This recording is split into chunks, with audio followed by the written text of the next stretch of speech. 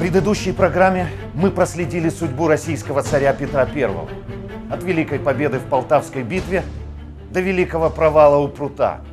По записям Сойманова, российского гидрографа и помощника Петра, мысль о неизбежности переговоров с турками впервые пришла в голову отнюдь не царю, а его супруге Екатерине, пока еще малоизвестной фигуре в этой большой игре.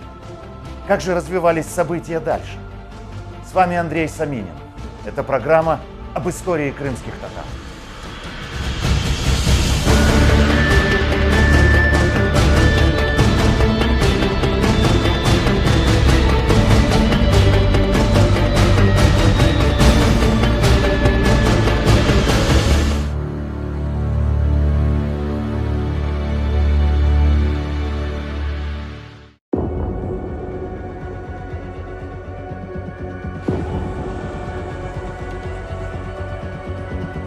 Екатерина убедила царя срочно собрать военный совет для поиска выхода. Также есть записи о ее совместном выступлении с вице-канцлером Шафировым на этом военном совете. Они считали план прорыва силой сквозь окружение самоубийством. После того, как они убедили в этом остальных участников этого совещания, будущая императрица предложила подкуп турок как единственный выход из создавшегося положения.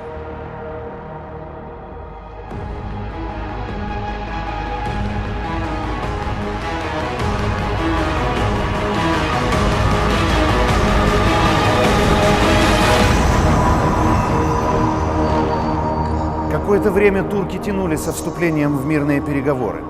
Обладая многократным превосходством и не испытывая ни в чем недостатка, они резонно полагали, что в ситуации, где речь идет о жизни и свободе царя и его супруги, они могут затребовать необычно высокую цену за его свободу. Первым ее назвал Девлет-Гирей.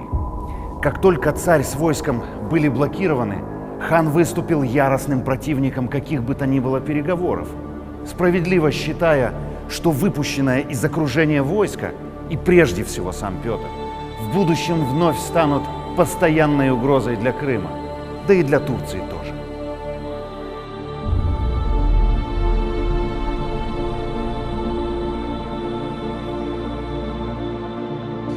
Поэтому он предлагал взять царя в плен.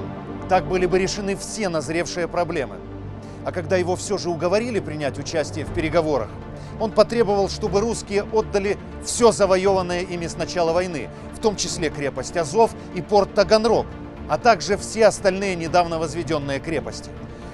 Кроме того, царь должен был гарантировать свое невмешательство во внутренние и внешние дела Польши и Запорожской Сечи. А главное – возвратить Швеции все захваченные у нее провинции.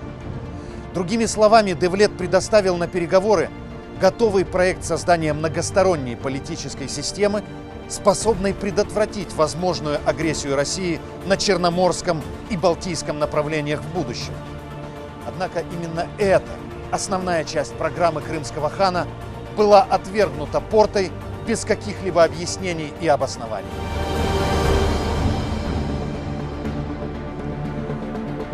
Готовясь к мирным переговорам, османы рассчитывали вернуть себе все утраченные по Карловицкому миру земли.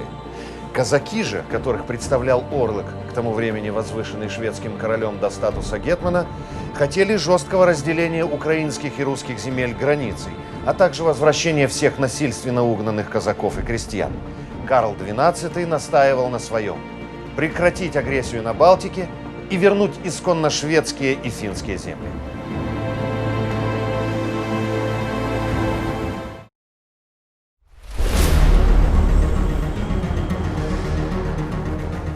Судя по всему, царь был готов буквально на все, лишь бы спасти свою особу, лишь бы его выпустили из смертельной ловушки. Он собирался вернуть все по требованиям султана, хана и шведского короля, кроме узкого выхода на Балтику в устье Невы. То есть был готов расстаться с огромными территориями, завоеванными в азовских походах и Северной войне, сохранив за собой Санкт-Петербург.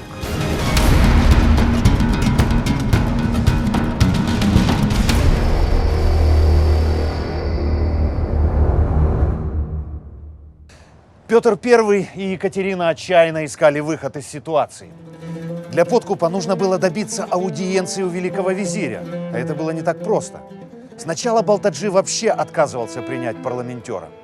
После этого к нему было отправлено несколько писем за подписью Шереметьева, и, наконец, 3 парламентеров таки были приняты визирем. Однако все попытки Балтаджи смягчить Мехмед-пашу были тщетны. Паша знал, что через день-другой все русское добро и так перейдет в его распоряжение. Но 11 июля он неожиданно соглашается принять обещанные русскими дары и предоставить окруженцам полную свободу. Речь шла о более выгодных для Петра условиях. Например, Балтаджи уже не настаивал на территориальных уступках. Были и иные послабления. Настроение в лагере окруженных становилось менее угнетающим, начались взаимные посещения, чуть ли не братания. Балтаджи лично от себя отослал царю и царице для раздачи по их усмотрению множество мешков с рисом, сахаром, хлебом, крупами и даже кофе. А потом неудачливых завоевателей и в самом деле отпустили с миром.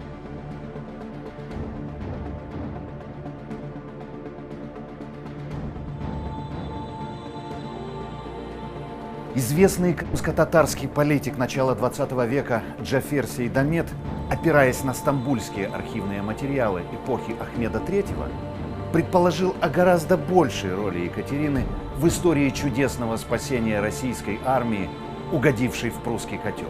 Как утверждает Джафер Сейдамет, после отказа великого визиря принять в виде выкупа драгоценности Екатерины Алексеевны, она предложила лично вручить их Балтаджи. Без сомнения, понимая, что именно за этим предложением кроется, Петр был вынужден на него согласиться.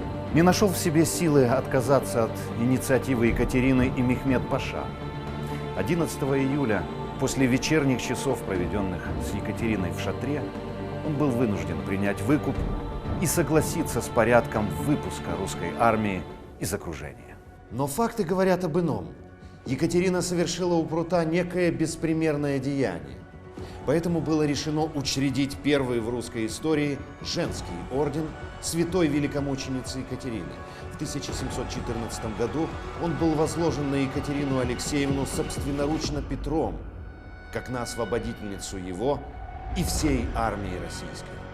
Прудский мир был подписан там же, в русском береговом лагере. Россия возвращала туркам Азов, обязалась уничтожить военно-морскую базу в Таганроге, крепости Каменный Затон и Новобогородицу. На этом уступки закончились. Остальные условия трактата носили чисто политический характер. Царю воспрещалось вмешиваться во внутренние дела Польши и вводить туда войска, а также нельзя было более требовать у Девлет-Гирея выдачи его друзей-некрасовцев. Взамен турки обязывались добиться выезда Карла XII из Османской империи. Итак, в конечном счете победила несравненная жадность османского визиря и его чиновников. Первым Прудский мир подписал Балтаджи, затем перемирие подтвердил Ахмед III. Девлет-Гирей не терял надежды на ликвидацию договора. Хан понимал, что статьи, которые запрещали дальнейшее продвижение российских войск на юг, лишь временная отсрочка наступления России. Оно могло быть остановлено лишь трактатом, гарантом которого выступило бы какое-нибудь сильное европейское государство, также связанное союзами с великими державами. Недовольство турецких политиков продолжением шведско-крымских связей вылилось в акцию вооруженного насилия, получившего имя Калабалык. Об этом мы с вами поговорим в следующем выпуске.